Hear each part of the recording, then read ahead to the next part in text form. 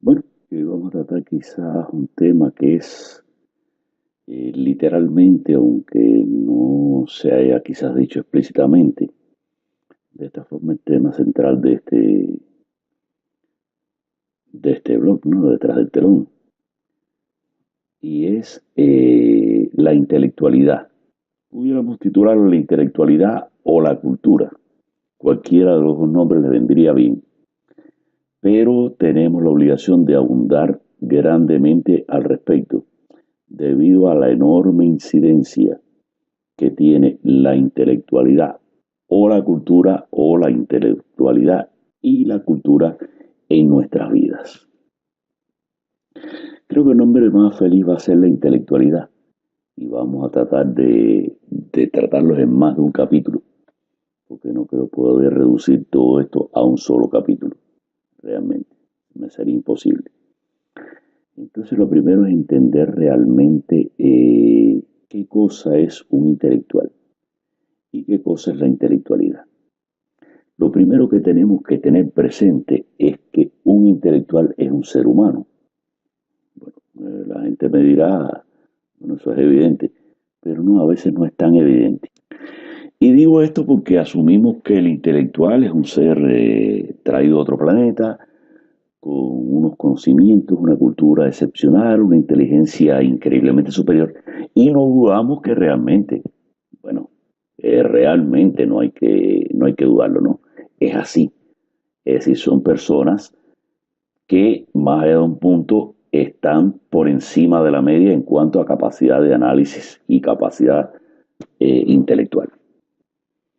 Pero bueno, no nos olvidemos, un intelectual es un ser que nace igual que los demás seres humanos, se va desarrollando desde su cerebro vacío en el punto del nacimiento hasta un cerebro que se va llenando a través de distintos medios en el trayecto de su vida hasta llegar a esa posición que llamamos de intelectual. Y digo esto porque eso me parece trivial. Trivial es el centro y el meollo de todo. Es decir, al ser un ser humano como todos los demás, requiere en su adultez mantenerse a sí mismo, es decir, adquirir los recursos económicos necesarios para mantenerse a sí mismo. Y ahí es donde viene el gran problema. Ese ser humano va llenando su cerebro. Ese ser humano, digamos, especialmente dotado, va llenando su cerebro de una forma o de otra de la cultura que ya existe. Es decir, ningún intelectual es acultural, es decir, parte de cero y crea desde cero una cultura absolutamente propia. Todo el mundo se nutre de lo que hay y a partir de ahí se engancha y pretende, de una forma o de otra, traer algunas propuestas adicionales. Para lograr ese crecimiento, bueno, hay que ir estudiando. Lo más normal de un intelectual es estudiar a través de un sistema académico X, Y, Z, que ya está permeado de ideas evaluadas como realizables, posibles, convenientes, y esa palabra es especial, convenientes a la situación vigente. Es decir, las instituciones académicas están formadas a través de las sociedades y los estados nacionales. Hasta ahora, aunque ahora se quiere internacionalizar todo, pero bueno, realmente la base matriz de toda la cultura viene de los estados nacionales, es decir, de las raíces de una nación específica. De una nación específica ya imbuida en una cultura específica, no del aire. De tal forma que esa persona, quiera o no, va a nacer sumergida en una cultura que ya fue establecida realmente a través de un sistema nacional y, por supuesto, a conveniencia de los poderes establecidos. O en los poderes establecidos, en las naciones directoras o las naciones primarias, que son las que generan o supuestamente generan ideas. En las naciones subordinadas, por regla general, son víctimas de los colonialismos culturales de esas grandes naciones. Lo que quiere decir es decir, solo un grupo de naciones específicas con mucho poder son las que generan la cultura propia que después influyen en la humanidad entera. En un caso, a favor de esas mismas naciones, como es natural, que son las naciones subordinantes o directrices, y en segundo lugar, a través de la penetración cultural en las naciones subordinadas. Así pues, por ejemplo, en el caso de Cuba, no es de extrañar que Cuba, siendo una nación pequeña y subordinada, una vez triunfada la revolución castrista, se adhiriera o se convirtiera a las ideas dominantes de la nación subordinante, que era la Unión Soviética. Por lo tanto, toda la intelectualidad cubana surgida en aquella época estaba inmersa en la necesidad de la sociedad subordinada cubana de subordinarse a la sociedad subordinante soviética con su ideología. No quiere decir que anterior a la revolución no hubiera existido una subordinación similar en términos de cultura occidental. Quiero decir sencillamente que analizando lo que sucedió después de la revolución castrista, pues tendremos una visión muy clara de cómo funciona el mecanismo y por qué una gran cantidad de intelectuales, le hace la casi mayoría absoluta, se subordinó intelectual y culturalmente al sistema. Se me dirá, bueno, que eso es una sociedad totalitaria y que en una sociedad totalitaria, bueno, eso no es de extrañar. Es decir, que toda la intelectualidad esté subordinada al poder establecido. Y eso es completamente cierto. Eso es lo que se produce exactamente. La sorpresa puede ser darnos cuenta que en las sociedades no totalitarias o democráticas, el fenómeno se ha producido también sin que nos demos cuenta. Así pues, las ideas dominantes o que pretenden dominar son implantadas a través de la cultura en la sociedad. Y esta gente tiene mucha paciencia, estos implantadores de cultura tienen mucha paciencia y esperan el tiempo necesario. Es decir, ellos no están apurados.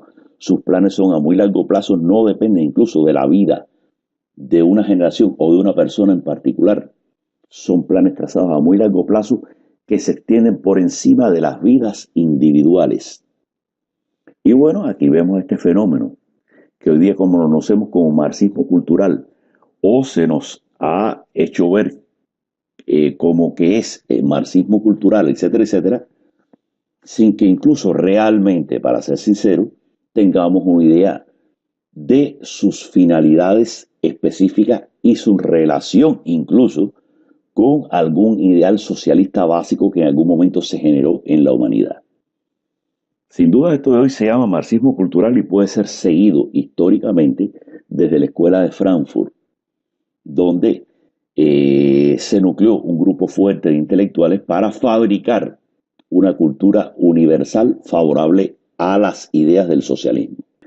Los avatares históricos realmente son de menor importancia, es decir, el hecho de que haya triunfado el fascismo en Italia y Alemania, que esa gente hayan tenido que salir corriendo de Alemania y refugiarse en Estados Unidos, bueno, es un hecho histórico real, pero eso no quiere decir que fuera determinante. La intención era fundar una escuela universal favorable a los conceptos del supuesto socialismo, que el supuesto socialismo, cuando vamos a profundizar, no es más que los intereses o la defensa de los intereses de una casta que pretende el control mundial sobre la sociedad.